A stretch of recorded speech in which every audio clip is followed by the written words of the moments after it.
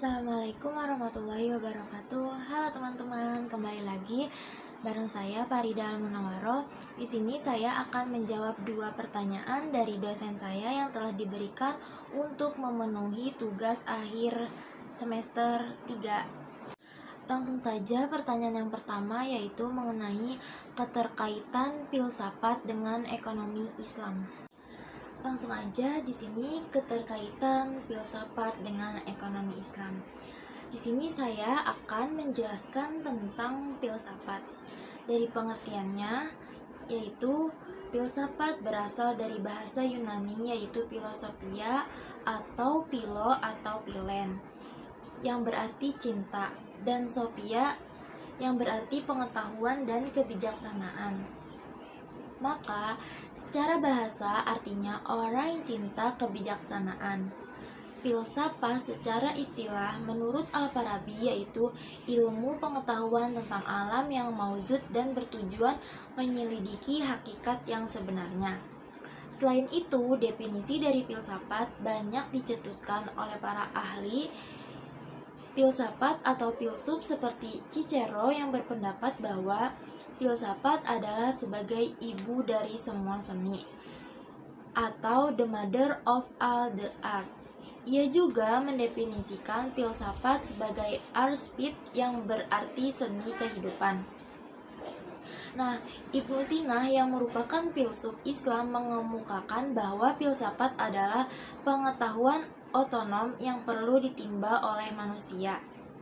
Sebab manusia telah dikaruniai akal oleh Allah Subhanahu wa Ta'ala.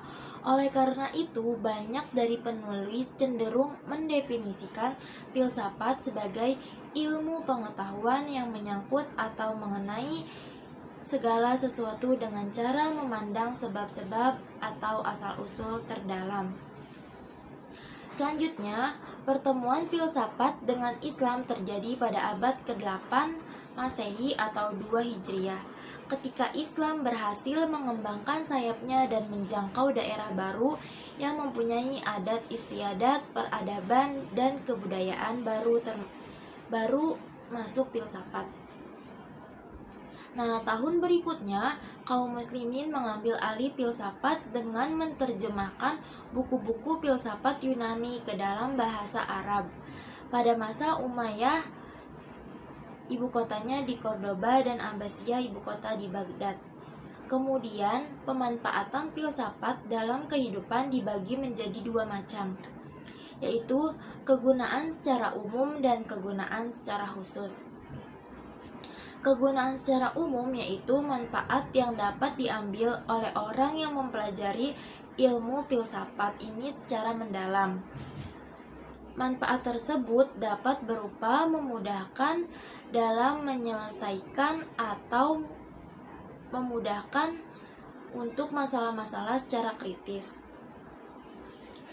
Kemudian, ciri dari pemanfaatan filsafat secara umum ini yaitu ketidakterkaitannya oleh ruang dan waktu. Kegunaan secara khusus yaitu berupa pemecahan masalah secara tertentu atau spesifik dalam dimensi ruang dan waktu yang terbatas. Selanjutnya yaitu pengertian ekonomi Islam. Ekonomi adalah kebutuhan yang mendasar dalam kehidupan manusia untuk bisa dapat berkembang dan hidup sehari-hari. Tanpa adanya ekonomi, maka aktivitas proses kehidupan manusia akan terganggu. Kemudian, pengertian ekonomi Islam sendiri yaitu ekonomi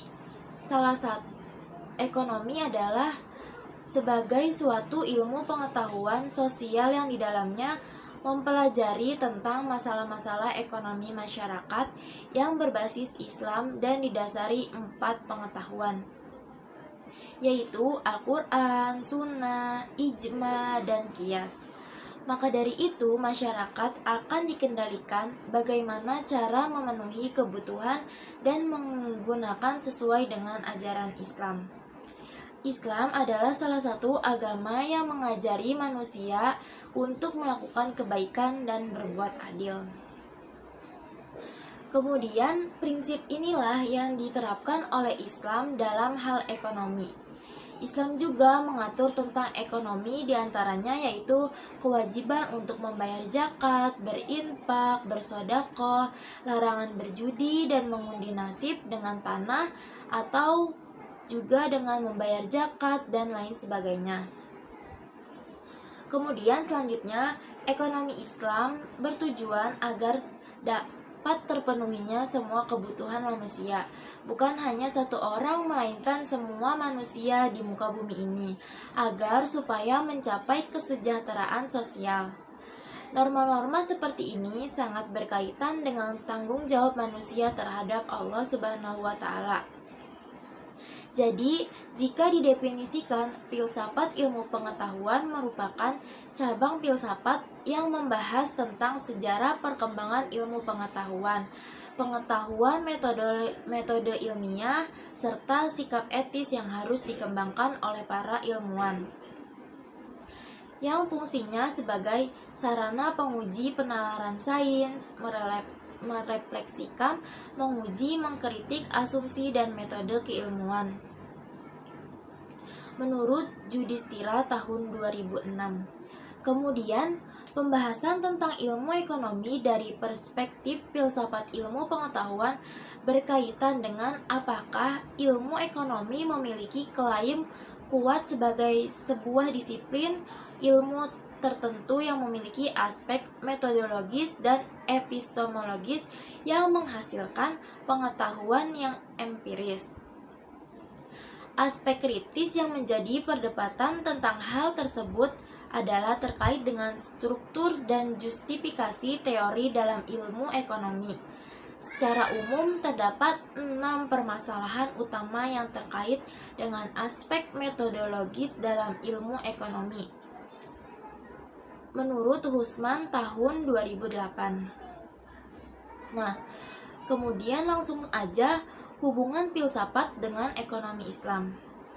Filsafat ilmu sebagai peran penting dalam ilmu ekonomi dengan 3 landasan pokoknya, yaitu yang pertama landasan ontologis, yang kedua landasan epistemologis, dan yang ketiga landasan aksiologi.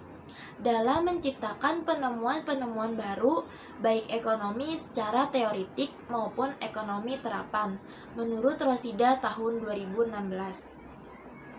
Kemudian, perkembangan ilmu dan teknologi berpengaruh terhadap kegiatan-kegiatan produksi, distribusi, dan konsumsi yang telah dibangun dan dikembangkan oleh para ahli ekonomi yang banyak menimbulkan dilema-dilema yang mendistorsi ekstensi manusia itu sendiri.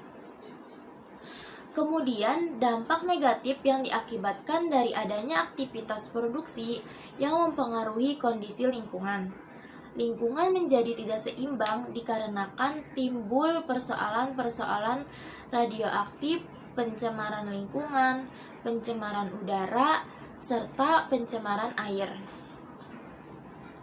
Dengan adanya persoalan-persoalan dampak dari aktivitas produk tersebut, maka diperlukan pembatasan-pembatasan dengan perencanaan yang matang terhadap aktivitas produksi yang akan dilakukan atau dilaksanakan. Kemudian, ilmu ekonomi tidak mampu memecahkan masalah-masalah sosial dan tata lingkungannya yang diakibatkan kemajuan ilmu ekonomi itu sendiri, menurut Rosida tahun 2016. Nah, jadi kesimpulannya adalah perkembangan ilmu ekonomi dan teknologi berpengaruh terhadap kegiatan-kegiatan produksi, distribusi, dan konsumsi yang telah dibangun dan dikembangkan oleh para ahli ekonomi yang banyak menimbulkan dilema-dilema yang mendistorsi eksistensi manusia itu sendiri. Kemudian, dampak negatif yang diakibatkan adanya aktivitas produksi yang berpengaruh kondisi lingkungan. Lingkungan menjadi tidak seimbang dikarenakan timbulnya persoalan-persoalan radioaktif, pencemaran lingkungan, pencemaran udara, dan pencemaran air. Kemudian, dengan adanya persoalan-persoalan dampak dari aktivitas produk tersebut, maka diperlukan pembatasan-pembatasan dan perencanaan yang akan dilakukan atau dilaksanakan terhadap aktivitas produk yang akan dilaksanakan. Nah, ilmu ekonomi tidak mampu memecahkan masalah-masalah sosial dan tata lingkungan yang diakibatkan kemajuan ilmu ekonomi itu sendiri. Mungkin cukup sekian tentang pembahasan hubungan filsafat dengan ekonomi Islam. Mohon maaf apabila banyak kekurangan yang saya sampaikan, dan apabila terdapat kata-kata yang salah, mohon dimaafkan. Kurang lebihnya, wassalamualaikum warahmatullahi wabarakatuh.